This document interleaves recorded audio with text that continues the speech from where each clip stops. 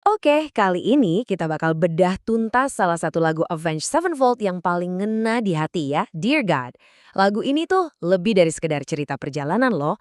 Ini tentang penyesalan, penyesalan yang dalam banget. Uniknya, lagu ini tuh nggak langsung ngenalin kita ke tokohnya, tapi ke suasananya dulu. A Lonely Road, Crossed Another Cold State Line. Kebayangkan, suasana jalanan yang sepi, dingin, yang langsung bikin kita ngerasain gimana rasanya terisolasi, sendirian, dalam perjalanan yang kayaknya nggak ada ujungnya. Nah, disinilah pertanyaan besarnya muncul. Apa sih harga yang harus dibayar dari kehidupan di jalanan? Lilik ini langsung nunjukin konflik utamanya. Tarik ulur antara ngejar ambisi sama ngejaga hubungan sama orang yang disayang. Wah, ini dilema yang ya kita semua mungkin pernah ngerasain kan? Oke, kita masuk ke bagian pertama. The Lonely Road atau jalan yang sepi. Di sini kita diajak nyelam lebih dalam ke dunianya si narator. Dan perjalanannya ini, aduh sama sekali bukan petualangan yang seru. Justru sebaliknya, ini pengalaman yang kering, hampa, dan kayak kehilangan arah. Liriknya bilang, miles away from those I love, purpose hard to find. Jauh dari orang-orang yang gue cinta, tujuan jadi susah ditemuin. Gila dalam banget kan? Perjalanan yang gak berhenti ini ternyata bikin jarak yang makin lebar. Akhirnya, si narator jadi mikir, sebenarnya buat apa sih gue ngelakuin ini semua? Nah, sekarang kita ke bagian kedua, Miles Away From You. Di sini nih pinternya lagu ini. Perasaan hampa tadi dibikin makin kerasa. Gimana caranya? Dengan ngebenturin dua hal, kenyataan pahit di jalanan, sama kenangan hangat yang dia kangenin banget. Coba deh lihat perbandingannya. Di satu sisi ada jalanan yang sepi, capek, dingin, realita dia sekarang. Tapi di sisi lain ada cinta, kebenaran, dan rumah. Semua hal yang dia tinggalin. Kontras antara dingin dan hangat inilah yang bikin rasa kehilangannya tuh nyesek banget. Jadi, gimana dia bertahan? Lirik Pictures and Some Memories Will Have to Help Me Through ini ngejawab semuanya. Satu-satunya pegangan dia ya cuma itu, foto dan sisa-sisa kenangan.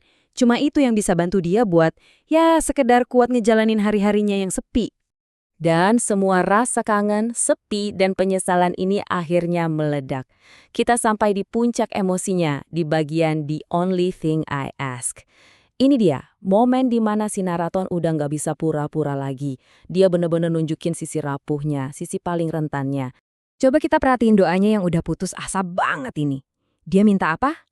Temukan dia, peluk dia, setialah padanya, jaga dia tetap aman.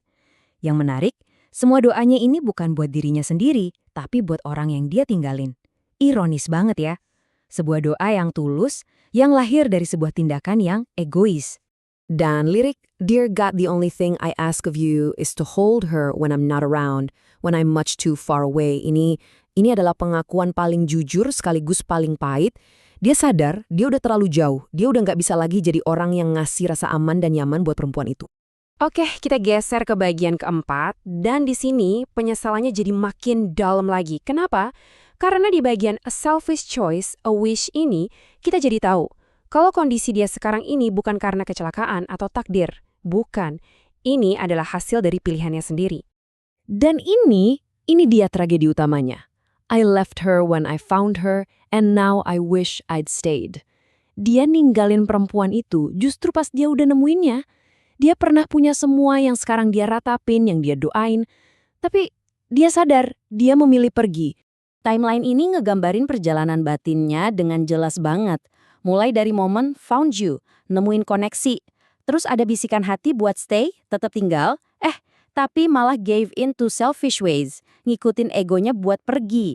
Dan akhirnya, wish I'd stayed. Penyesalan yang gak ada habisnya. Jadi, ini bukan soal perjalanan di jalanan lagi, tapi perjalanan lewat keputusan-keputusan yang fatal. Dan semua ini ngebawa kita ke bagian akhir lagu yang jujur aja bener-bener menghantui dan gak ngasih jawaban pasti. Ini dia, harga paling mahal yang harus dia bayar. And how I miss someone to hold when home begins to fade. Rumah, tempat yang seharusnya jadi tujuannya pulang, sekarang mulai pudar. Cuma jadi kenangan yang makin kabur, makin jauh, sampai hampir hilang.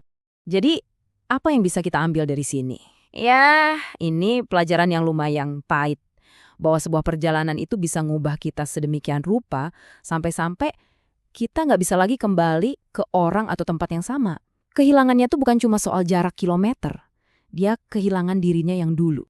Dan ini ninggalin kita sama satu pertanyaan yang bikin mikir. Apakah sebuah tujuan masih bisa disebut rumah kalau kita sendiri sudah lupa jalan pulangnya? Pertanyaan ini, ya, ngegantung gitu aja. Sama kayak perasaan si narator.